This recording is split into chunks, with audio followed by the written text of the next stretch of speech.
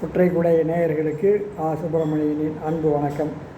இன்றைக்கு இன்னா 40 என்ற ஒரு நூலை பார்ப்போம். இன்னா 40 இனியவை 40 என்று சங்கம் மருவிய காலத்திலே வந்த நூல்கள் இவை நூல்கள்.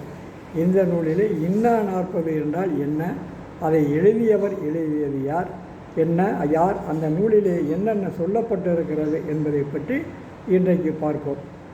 இன்னா என்பது அது வேண்டாத செயல்கள், அதாவது இந்த வேண்டாத செயல்கள் துன்பம் தரக்கூடிய செயல்களாக சொல்லப்பட்டிருப்பது அந்த இன்னா என்ற சொல். இதை எழுதியவர் கபிலர் என்ற ஒரு புலவர் தான் இதை எழுதியிருக்கிறார். கபிலர் என்று சொல்லுகின்ற பொழுது சங்க காலத்திலே ஒரு கபிலர் இருந்தாரே, இந்த நூல் சங்கம் மருவிய காலத்திலே வந்ததே. ஆக அந்த புலவர் கபிலர் எப்படி இத்தனை ஆண்டு காலம், நூற்றாண்டு காலம் வாழ்ந்திருக்க முடியுமா என்று நினைக்கிறான். அந்த கபிலர் வேறு, இந்த கபிலர் வேறு.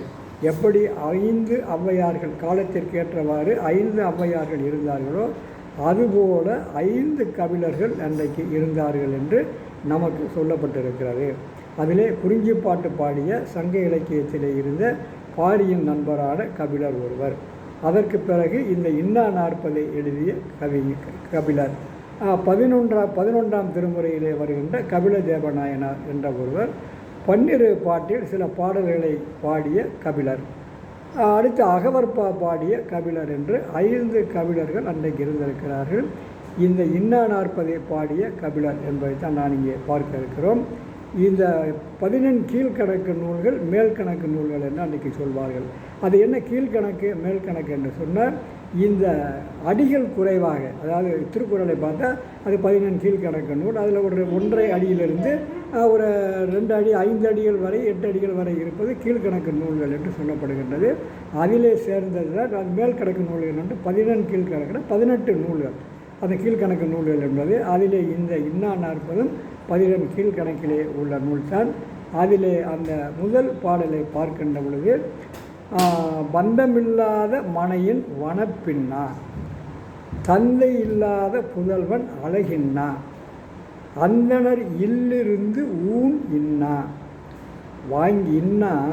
வாங்கின்னா மந்திரம் வாயாவிடில் அப்படின்னு ஒரு பாடல்.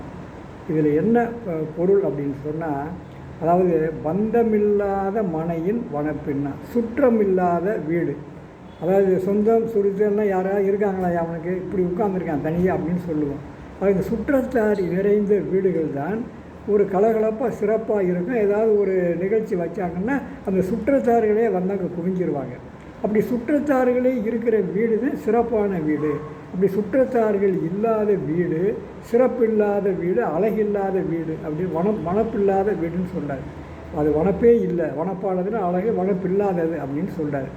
இப்போ தந்தை இல்லாததை அந்த வள்ளுவர் கூட ஒரு அழகாக ஒரு பாடலை சொல்லியிருப்பார். திருக்குறளில் 524 குறள் சொல்லியிருப்பார். சுற்றத்தார் சுற்றப்பட ஒழுகல் செல்வந்தான் பெற்றத்தான் பெற்பயன் என்று பெற்ற பயன் சொல்லியிருப்பார். ஏன்னா பெற்றற்றார் பெற்ற பயன் அப்படின்னு சொல்லியிருப்பார். இதில் இந்த சுற்றத்தார்கள் என்ன, தான் சேர்த்த பணத்தை தனக்கு மட்டும் அல்லாமல் தன்னுடைய சுற்றத்தார்களோடு சேர்ந்து மகிழ்ந்திருக்கின்ற ஒரு வாழ்க்கை தான் சிறந்த வாழ்க்கை அப்படின்னு அங்கே வள்ளுவர் சொல்லியிருப்பார். ஆக இந்த சுற்றத்தார் இருந்தால்தான் அது சிறப்பான வீடாக இருக்கும் அப்படிங்கிறது. அடுத்து தந்தை இல்லாத புதல்வன் அழகின் அப்படின்னு சொல்லியிருக்காரு. இந்த தந்தை இல்லாத வீடு அப்படிங்கும்போது அது அழகில்லாத வீடு. ஏன்னா புதல்வனுக்கு கல்வி தருவது என்பது தந்தையோடு கல்வி போம் அப்படின்னு நம்ம பழமொழியை கேட்டிருப்போம். அது மட்டுமல்ல, அந்த புறநானூற்றில் பொன்முடியார் ஒரு பாடலை சொல்லியிருப்பார். ஈன்று புறந்தருதல் எந்தரை கடனே, சான்றோனாக்குதல் தந்தைக்கு கடனே, வேல்வடித்து கொடுத்தல் கொள்ளற்கு கடனே. ஏன்னா அது அரசனுக்கு ஒவ்வொரு கடமையாக சொல்லியிருப்பார். ஆக மகனை படிக்க வைப்பது, அவனை பள்ளிக்கு அனுப்புவது, அதற்கான செலவுகளை செய்வது தந்தையினுடைய செயல். அங்கே தந்தையே இல்லை, இறந்து போயிடுறாருன்னா அந்த மகன், அந்த புதல்வன் அழகில்லாதவன், அதாவது அது சரியான சிறப்பில்லாதவனாக அங்கே இருக்கின்றான் அப்படிங்கிறது ஒன்று. அந்தனர் இல்லிருந்து ஊன் இன்னா, அந்தனர் என்போர் இன்றைக்கு இருக்கிற நம்ம பிராமணர்கள், அதாவது பார்ப்பனர்களை சொல்லுவது இல்லை. அன்றைக்கு சொன்னது சொல். அந்தனர் என்பது சான்றோர், சிறந்த சொற்களை சொல்லக்கூடியவர், செந்தன்மை பூண்டவர்கள் அந்தனர் என்றுதான் அங்கே வள்ளுவர் சொல்லியிருக்கிறார். அந்த அந்தணர்கள் என்பவர் வீட்டிலே உட்கார்ந்து அந்தணர் இல்லிருந்து ஊன் உண்ணா, வீட்டிலே இருந்து சாப்பிட மாட்டார்கள் என்பதைத்தான் அங்கே அவர் சிறப்பாக சொல்லியிருக்கிறார். ஏன்னா அவங்க வெளியே 4 பேர் வீட்டில் வாங்கி சாப்பிட்றதை பார்த்துருக்கோம்.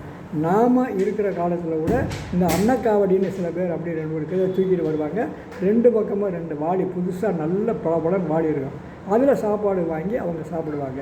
ஆக அப்படி அந்தணர் என்ற சிறந்தவர்கள் வீட்டிலே உட்கார்ந்து சாப்பிட மாட்டார்கள் அப்படிங்கிறது. அடுத்தது மந்திரம், அதாவது மந்திரம் இன்னா வாங்கினா மந்திரம் வாயாவிடின், அது நல்ல சொற்களை இந்த சிறந்தவர்களிடமிருந்து நல்ல சொற்களை பெறாத வாய்க்காதவன் அது இன்பத்திற்கானது அல்ல, துன்பம் உள்ளது தான். அதாவது மறைமொழி மாந்தர் என்று சொல்லுவார்கள். அந்த மறைமொழி என்பது மந்திரம். அந்த நல்ல செயல்களை சொல்லக்கூடிய, அந்த நல்ல செயல்களை நல்ல வார்த்தைகளை வாய்க்காவிட்டால் அந்த வாழ்க்கை சரியான வாழ்க்கை இல்லை என்பதாக இந்த 4 செயல்களை இன்னாதது என்று இங்கே சொல்லியிருக்கிறார். இதுபோல் 40 பாடல்கள் அந்த இன்னா 40 வரும். அந்த ஒவ்வொன்றிலும் நான் ஒரு 4 இன்னாத செயல்கள் என்ன, இன்பப்படம் தரக்கூடிய செயல்கள் என்ன என்பதை பற்றியெல்லாம் சொல்லப்பட்டிருக்கிறது. அதுதான் இன்னா 40 என்ற ஒரு நூல் என்பதை இந்த இடத்திலே சொல்லி விடைபெறுகிறேன். நன்றி, வணக்கம்.